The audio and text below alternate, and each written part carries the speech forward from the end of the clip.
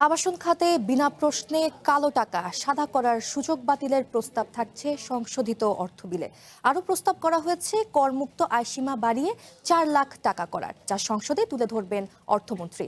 একই সঙ্গে বাদ যাচ্ছে খুচরা ব্যবসায়ীদের ওপর ভ্যাট আরোপের প্রস্তাবও।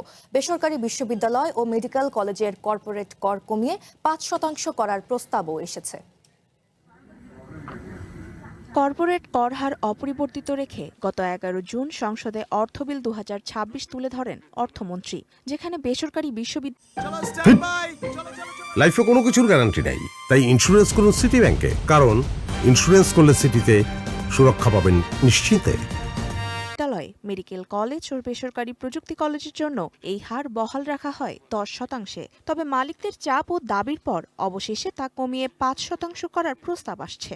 সোমবার এই প্রস্তাব সংসদে তুলে ধরবেন অর্থমন্ত্রী, যদিও এতে শত কোটি টাকার রাজস্ব হারানোর আশঙ্কা রয়েছে।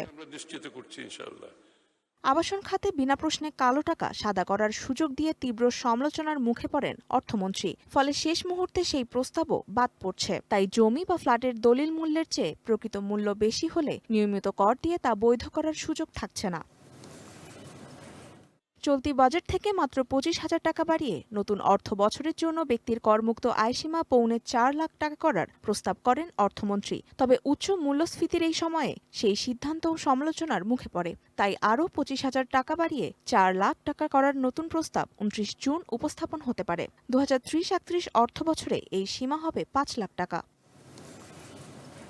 কর নথিতে দেখানো ব্যক্তিগত স্বর্ণ বিক্রির উপর 15% কর প্রস্তাব করা হয় বাজেটে, তবে সেটিও কমে 5% হতে পারে। এছাড়া জমি ডেভেলপমেন্টের ক্ষেত্রে মালিকদের ওপর 15% ক্যাপিটাল গেইন ট্যাক্স কমিয়ে 5% করা হচ্ছে। কম্পিউটার আমদানিতে থাকা 5% অগ্রিম আয়করও কমিয়ে 2% করা হতে পারে সংশোধিত অর্থ বিলে। করজাল বাড়াতে খুচরা ব্যবসায়ীদের ওপর সুনির্দিষ্ট ভ্যাট আরোপের প্রস্তাব করেন অর্থমন্ত্রী।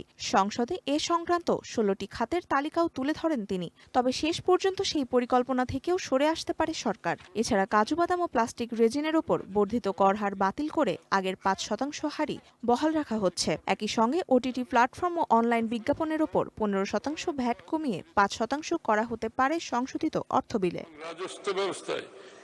তনিমা ইসলাম, ওয়ান নিউজ, ঢাকা।